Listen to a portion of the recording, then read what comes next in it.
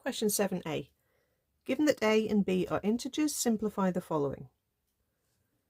Okay, so the first bit, we've got 2 root 3 add a over root 3 minus 1. So the technique here is that if you have two terms on the bottom, you can multiply the top and the bottom by whatever the bottom was, but with the opposite sign. So times in the top and the bottom by the same thing doesn't change its value.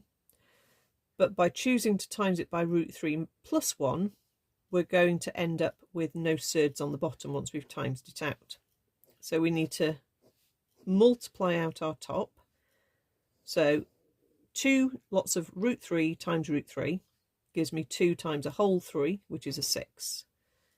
2 root 3 times a 1 is 2 root 3. Then we have a times root 3, and then we have a times 1. On the bottom, we've got a root 3 times a root 3, which is a 3. We've got a root 3 times a 1, which is a plus root 3. We've got a minus 1 times a root 3, which is a minus root 3, and that's supposed to cancel, so that's good. And then we've got a minus 1 times a 1, which is a minus 1. It's always possible that we can make the simplest mistakes in these questions, so just do this step really carefully. Okay, all of the tidying up of the surds just needs to be sorted out very, very carefully.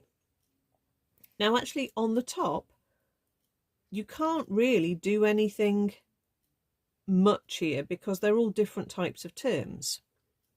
Okay, you could take your root 3 as a common factor with these two terms and group it as here are the whole numbers and here are the root 3 numbers. But you don't actually have to do that. If you'd left them all as 4 separate terms not joined together, that would have still been absolutely fine.